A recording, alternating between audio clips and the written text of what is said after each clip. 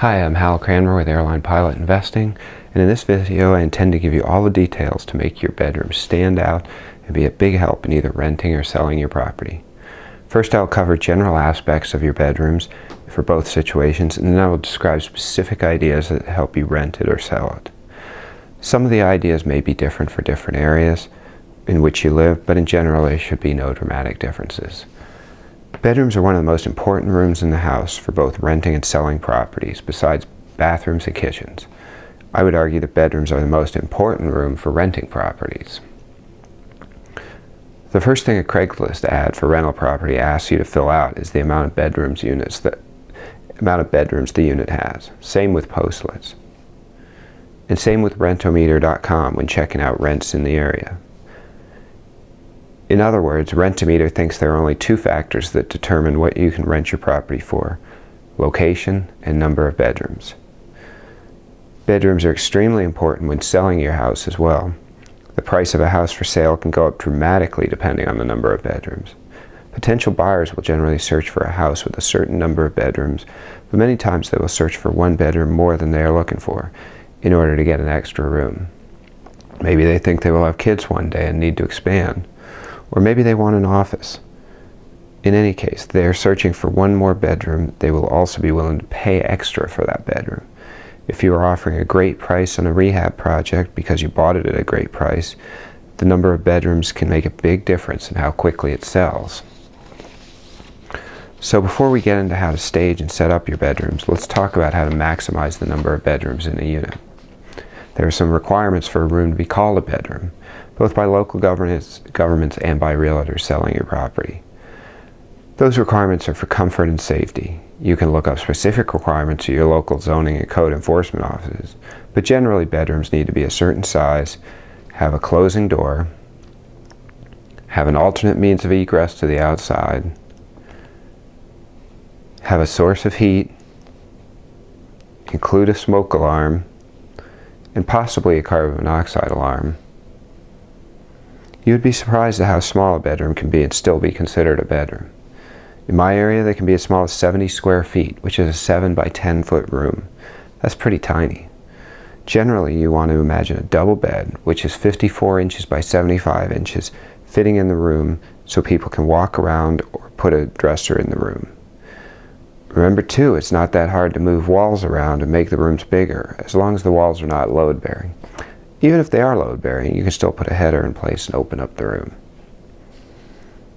Closing doors are pretty obvious for bedrooms, and you can pick up a pre-hung door at one of the chain home centers for under $50 usually. Make sure you put a locking door handle on the door. Just ask your wife if she thinks you need one. If you change the configuration of the door, it may be good to look at where you put the light switch. Ideally, the light switch should be right next to the door opening, so as you come into the room, you can flip it on. Rental tenants can live with the switch somewhere else if they regard it as a hassle. Little things like this make the place a lot easier to rent out. If your switch is in another location, make sure all your lights are on when you show the place, so they don't start reaching for the switch and get an idea that your unit is awkward. In case of fire, most building codes require two ways to get out of the bedroom. Your bedroom door is one, but the other needs to allow you to get out of the whole building right away. You can put a door leading outside in each bedroom, but this is a little impractical, especially since most bedrooms are on the second floor. So instead, people need to have a window for egress. Building codes generally require you to install a window that has an opening that is 5.7 square feet. Many times that means getting a casement window, because a double hung window will not have an opening of 5.7 square feet. The large size is not for you to get out in case of fire, but for a fireman with an air tank to get in. The window also can't be more than 44 inches off the floor so someone can climb out. Most window manufacturers will let you know if a window is an egress window when you purchase it. However, if your property was built many years ago before this requirement was in place, you may be able to keep the current windows you have or replace them with smaller windows. Many cities don't want to force this egress requirement on homeowners or investors too much, because then nobody will ever upgrade their windows. They just wouldn't want to enlarge all the openings in their bedrooms just to upgrade the window. But if you're turning a room that was not a bedroom into a bedroom, you may have to install an egress window. Rental tenants will want you to furnish the blinds for bedroom windows. In some states I've heard this is a requirement, but not in Minnesota where I live as far as I can tell. My take on it is that tenants are much more likely to rent from you if there are blinds on the window than if there are not, especially if you made a porch with lots of windows into a bedroom. You can go down to one of the big box stores or even shop online and find cheap mini blinds for under $4. They'll probably not allow you to increase the rent on the place, but they will help you rent the place faster, especially if you put blinds in the bedrooms. If you are fixing up the place to sell it, you may want to consider putting window treatments in as a way to stage it. Hiring a professional stager means they will rent you the window treatments at a far lower cost than purchasing them. You'll want something fancier than the mini blinds you use for rentals, but don't buy window treatments that cost a ridiculous amount of money.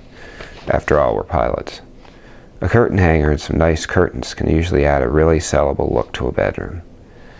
Along with a way to get out of the bedroom in case of fire, local governments also require smoke alarms in each bedroom. And in many cases, carbon monoxide alarms. Remember to mount these alarms as specified in the directions, or your local code enforcement officer might ask you to change it. Electrical codes now require a bedroom to have arc fault circuit interrupter, or AFCI circuit breakers, to prevent fires caused by sparks arcing and not tripping a circuit breaker. So once again, if you are installing new electrical in a bedroom, put AFCIs in the circuit breaker panel. A bedroom should also have a closet, but is not a requirement either for building codes or FHA lending rules. However, it will be a lot easier to sell or rent a house if all the bedrooms have a closet. In addition, some appraisers may not count a room as a bedroom unless there's a closet in it. But don't feel like you have to build a closet in. When you stage the house for sale or rental, you can go to IKEA, or better yet, Craigslist, and buy a wardrobe to put in the room. I've actually found the tenants prefer a wardrobe many times because they can put the closet wherever they like, rather than it being fixed mounted. Sometimes these wardrobes can be pretty expensive, so it may be worthwhile to put a built-in closet in. Either way, it will definitely help you rent or sell the property if you have some form of closet in the bedroom. Another consideration for bedrooms is the number of electrical outlets. Many old houses just have one outlet in the bedroom, which means the tenant will have to have a big surge suppressor and lots of cords running all over the room. I've personally seen many tenants and prospective buyers look at the outlets and ask if I could put more in.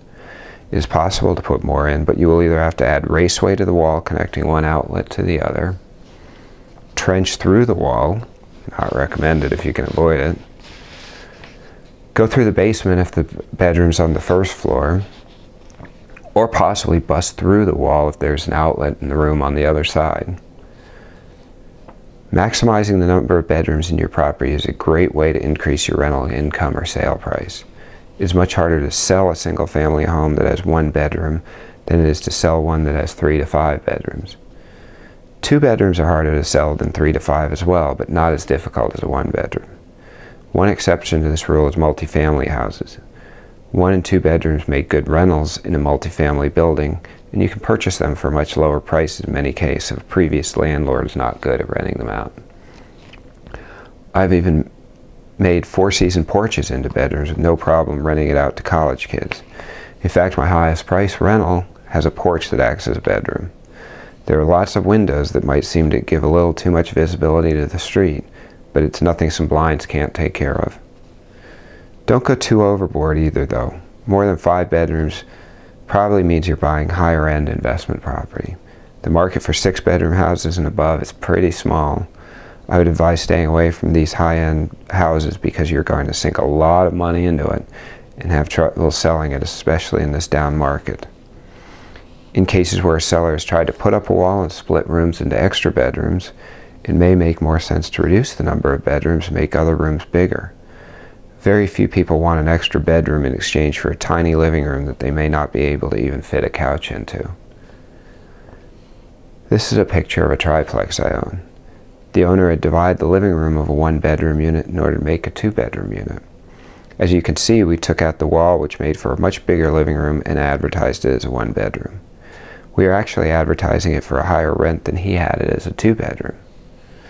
Something else to consider is the number of bedrooms compared to the number of bathrooms. 1 or 2 bedroom houses make sense to have 1 bathroom. You can get away with 1 bedroom in 3 bedroom homes. You can get away with 1 bathroom in 3 bedroom homes, but they will be harder to rent or sell.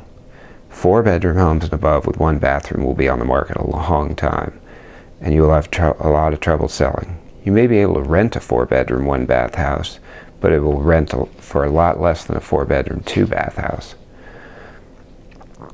If you are planning to expand the number of bedrooms in your rehab or rental property, then think about expanding the number of bathrooms.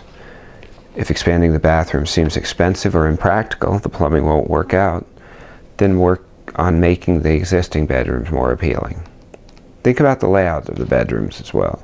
I've seen properties that have 2 bedrooms right next to each other, and the only way to get to 1 bedroom is walking through the other bedroom. Would you want your roommate walking through your bedroom in the middle of the night to go to the bathroom? Neither would most renters or buyers. Many times families like to have bedrooms upstairs in the house. Moms don't like the idea of kids being on the first floor. So if your house or duplex is in an area that rents to families, consider putting bedrooms upstairs or seeing bedrooms upstairs as a real plus. But if you plan to rent to college students, pilots as a crash pad, or other adults, then it should not be a big deal as to who you rent to. Now that we've discussed the layout in bedrooms in a house or rental unit, let's talk about how to make a bedroom most appealing to renters or buyers of a property. Potential renters don't care as much about having the bedroom looking beautiful as buyers do. That being said, you still want to appeal to renters and not have the place looking ugly when they come to see it. Look at the bedroom from the point of view of a renter. They will try to imagine where they put their bed, their dresser, their nightstand, and possibly a desk. Try to figure out where all these items will go ahead of time, especially before you purchase the property. Renters and buyers will come in and measure the rooms to see how their beds, dressers, and other furniture will fit.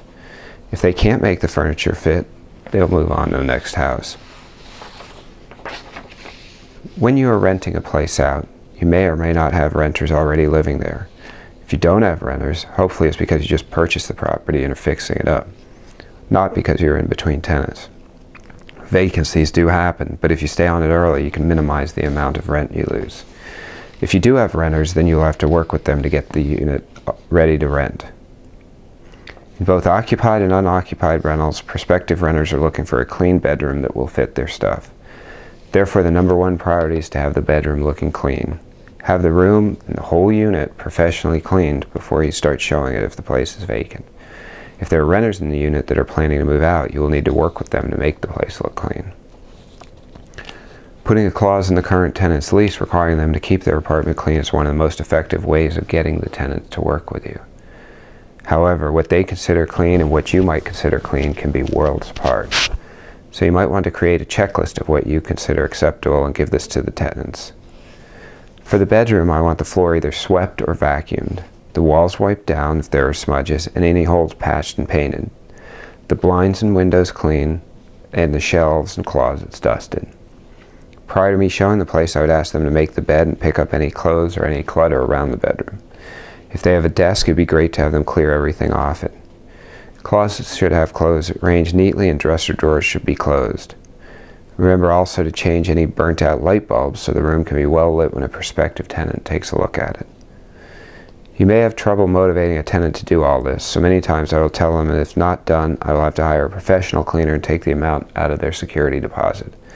That motivates some, but others don't care, so if they don't clean, then hire the cleaner and charge them.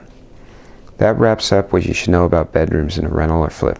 If you have any other questions, please feel free to contact me at halcranmer@gmail.com. Thanks for watching.